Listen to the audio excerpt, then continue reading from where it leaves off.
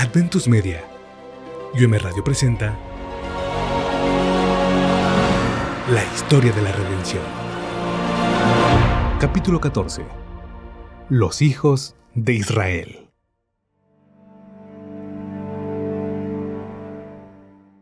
José escuchaba las instrucciones de su padre y temía al Señor. Era más obediente a sus justas enseñanzas que cualquiera de sus hermanos. Atesoraba sus instrucciones y amaba y obedecía a Dios con integridad de corazón. Se sentía apenado por la conducta errónea de alguno de ellos, y con mansedumbre les aconsejaba que se portaran bien y abandonaran sus malas acciones. Esto solo los exasperaba. José aborrecía el pecado de tal manera que no podía soportar que sus hermanos pecaran contra Dios. Informó del asunto a su padre con la esperanza de que su autoridad contribuyera a reformarlos. Esta presentación de sus errores enfureció a sus hermanos. Se daban cuenta de que su padre amaba mucho a José y le tenían envidia.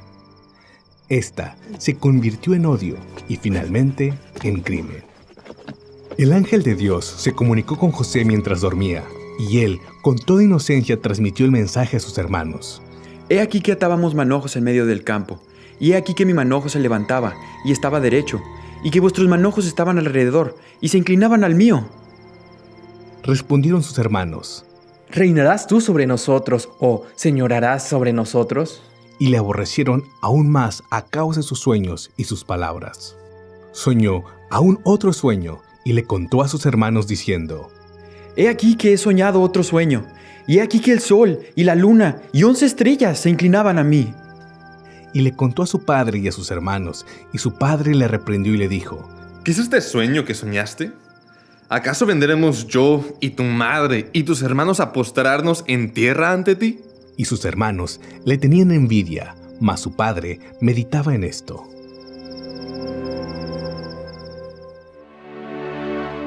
José en Egipto.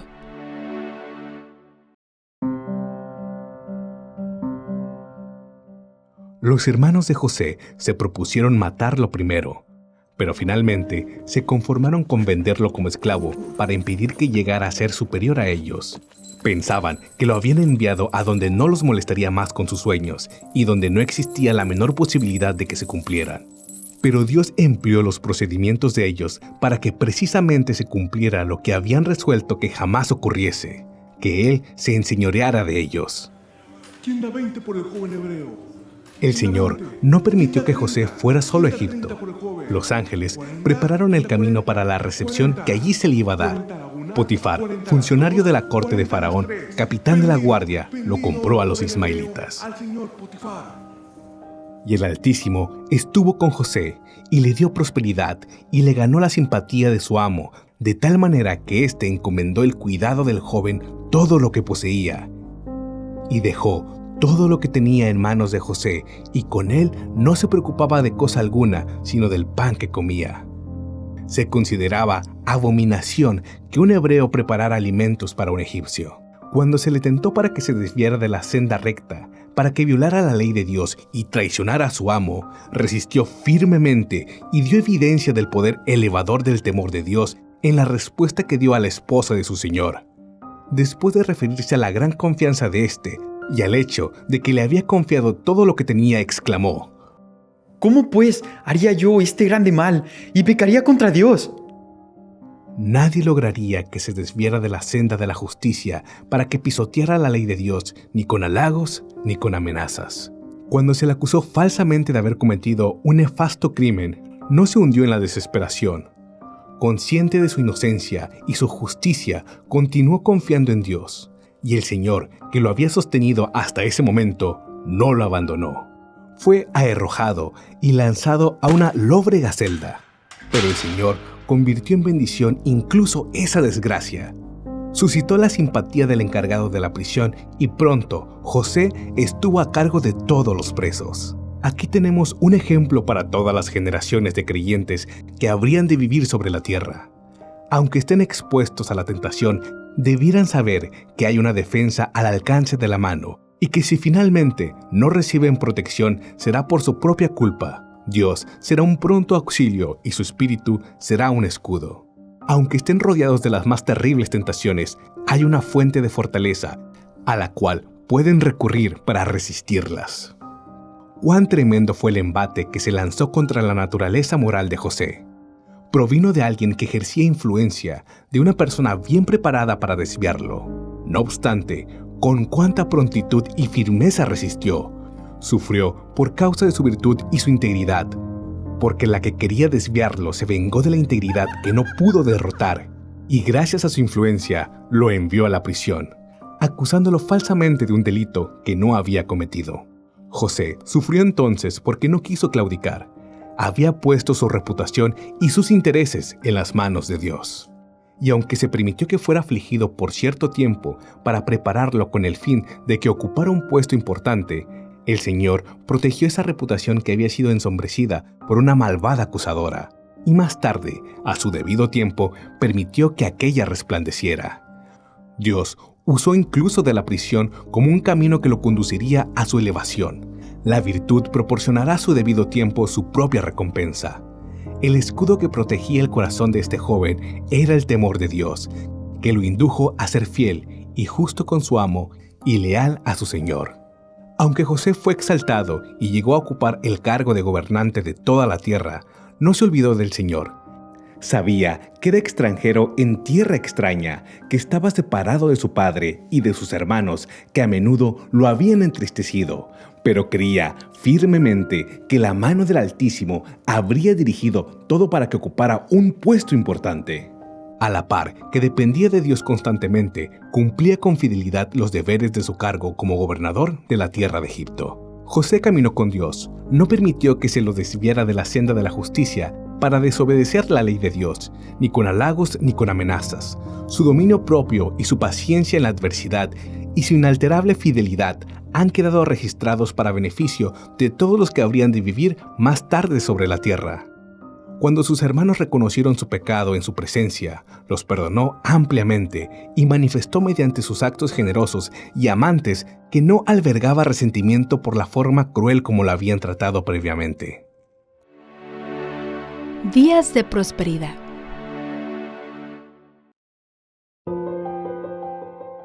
Los hijos de Israel no eran esclavos.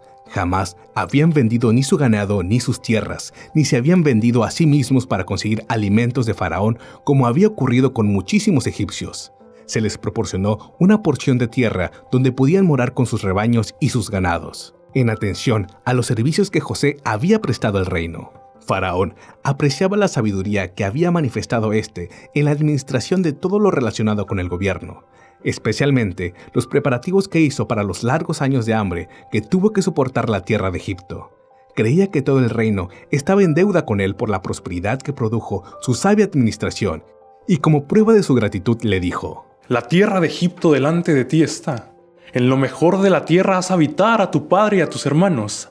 Habiten en la tierra de Gosén, y si entiendes que hay entre ellos hombres capaces, ponlos por mayorales del ganado mío.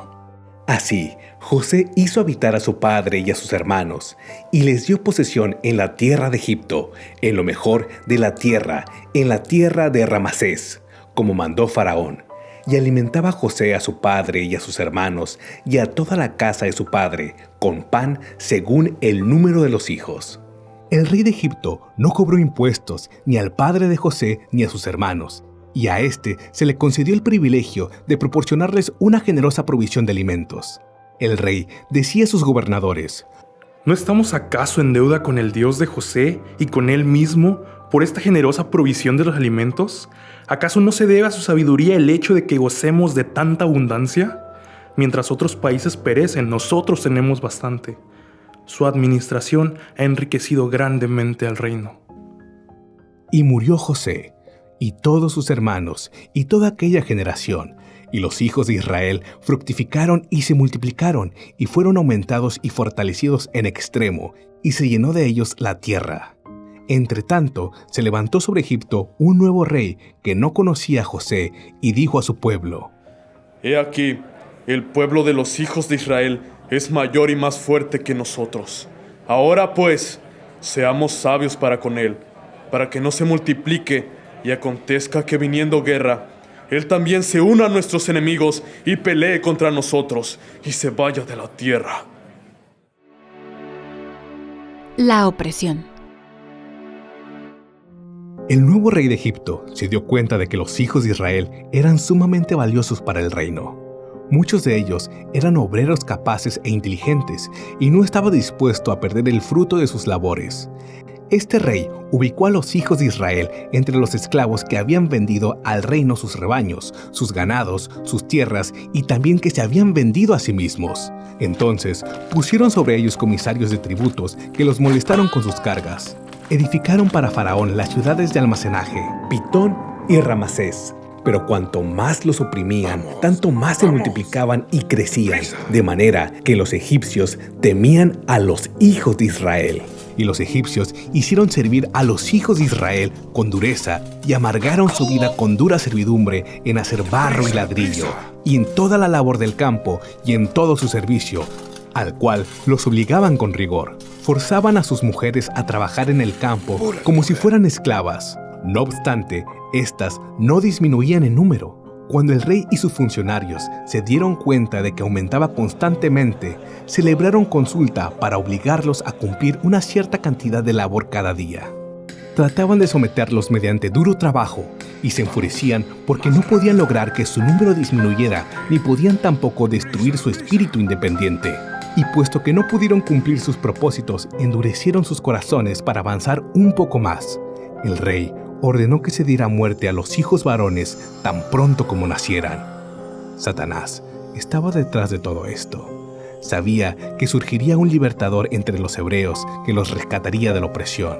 Creyó que si podía inducir al rey a destruir a los niños varones, el propósito de Dios se malograría. Pero las mujeres temían a Dios y no cumplieron la orden del rey de Egipto. Por el contrario, dejaron con vida a los niños varones. Esas mujeres no se atrevieron a dar muerte a los niños hebreos y porque no obedecieron el mandamiento del rey, el Señor les dio prosperidad. Cuando éste se enteró de que su orden no había sido obedecida, se enojó muchísimo.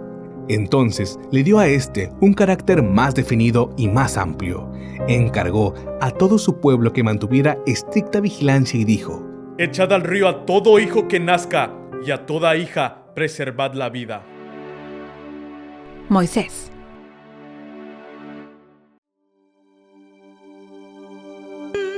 Cuando este cruel decreto estaba en plena vigencia, nació Moisés.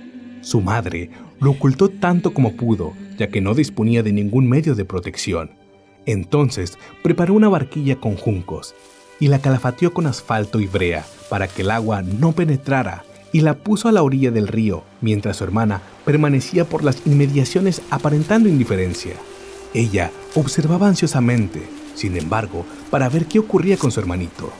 Los ángeles también estaban vigilando para que ningún mal sobreviniera al desamparado niño, que había sido encomendado al cuidado de Dios por una madre afectuosa mediante fervientes oraciones mezcladas con lágrimas.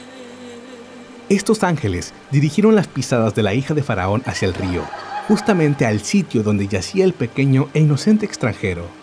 A esta le llamó la atención esa pequeña barquilla y ordenó a una de sus damas de compañía que se la trajera.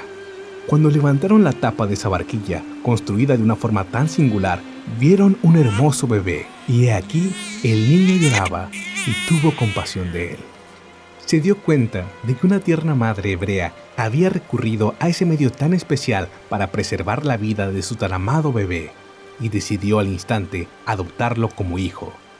La hermana de Moisés se adelantó inmediatamente para preguntar: Iré a llamarte una nodriza de las hebreas para que te críe a este niño. Y la hija de Faraón respondió: Ve. Con alegría se apresuró la hermana a buscar a su madre para comunicarle las buenas nuevas y conducirla apresuradamente a la presencia de la hija de Faraón. Esta le encargó que criara a su propio hijo, por lo que le pagaría generosamente.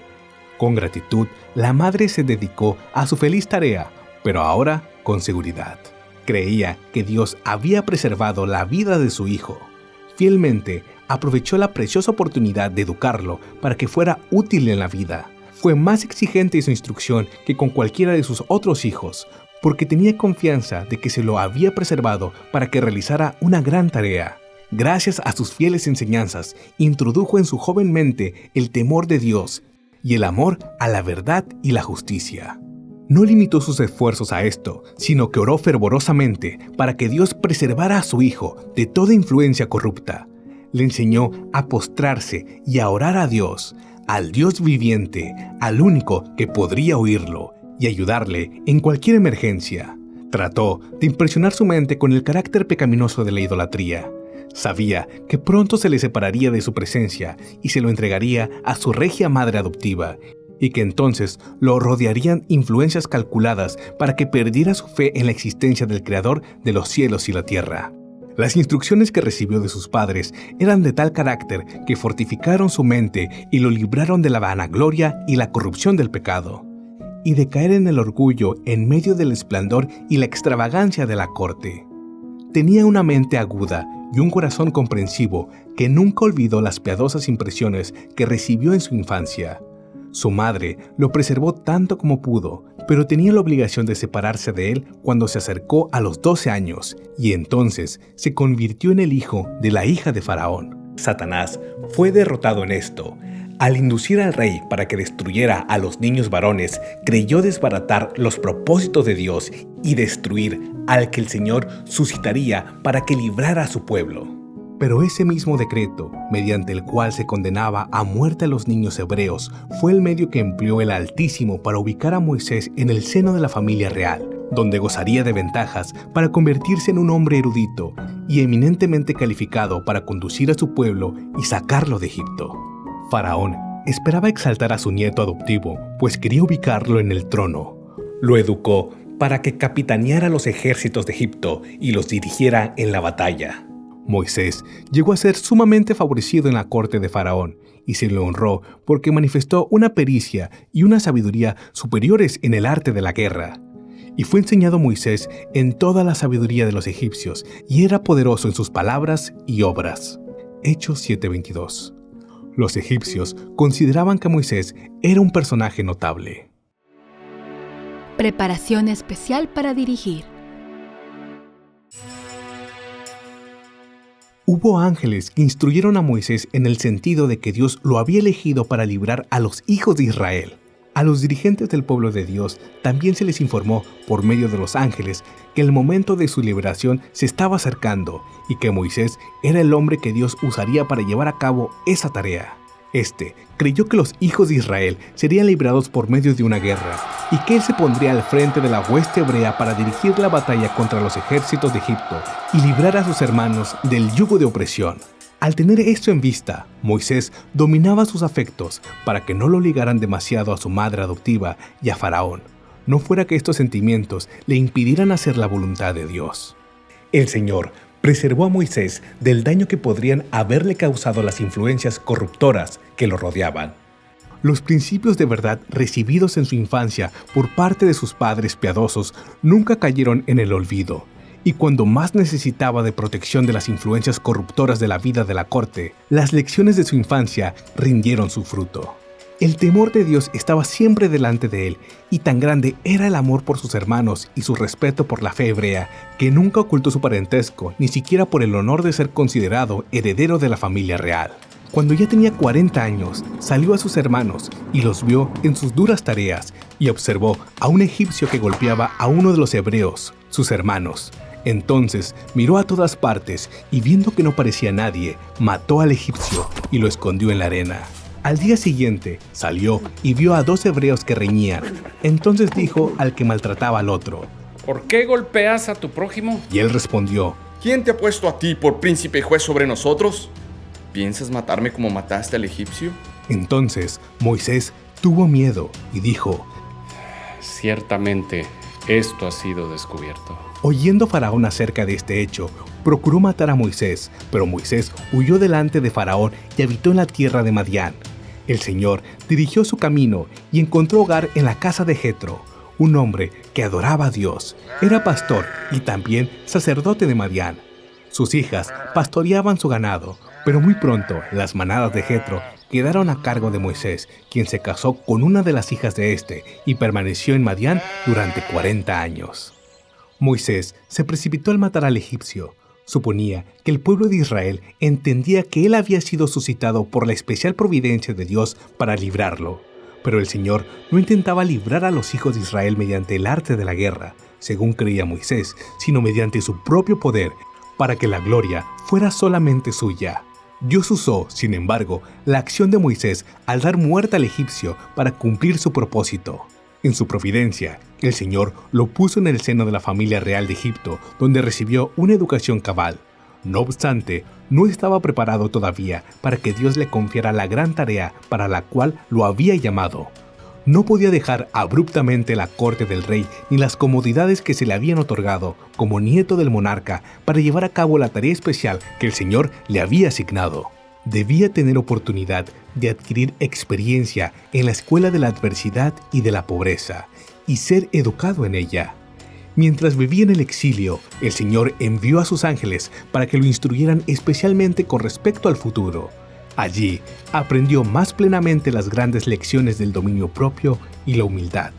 Pastoreó las manadas de Jetro, y mientras llevaba a cabo sus humildes deberes como pastor, el Señor lo estaba preparando para que se convirtiera en el pastor espiritual de sus ovejas, es a saber, el pueblo de Israel.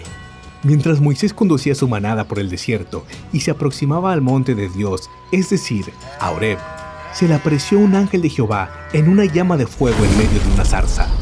Dijo luego Jehová: Bien he visto la aflicción de mi pueblo que está en Egipto, y he oído su clamor a causa de sus exactores, pues he conocido sus angustias, y he descendido para librarlos de mano de los egipcios, y sacarlos de aquella tierra a una tierra buena y ancha, que fluye leche y miel. Ven, por tanto, ahora, y te enviaré a Faraón, para que saques de Egipto a mi pueblo, los hijos de Israel. Había llegado el momento cuando Dios trocaría el báculo del pastor por la vara de Dios, a la cual haría poderosa para el cumplimiento de señales y maravillas, para librar a su pueblo de la opresión y para preservarlos cuando fuesen perseguidos por sus enemigos. Moisés aceptó llevar a cabo la misión. Primero visitó a su suegro con el fin de obtener su consentimiento para regresar con su familia a Egipto. No se atrevió a compartir con Jetro el mensaje que tenía para Faraón, por temor a que no estuviera dispuesto a permitir que su esposa y sus hijos lo acompañaran en una misión tan peligrosa. El Señor lo fortaleció y disipó sus temores al decirle: Ve y vuélvete a Egipto, porque han muerto todos los que procuraban tu muerte.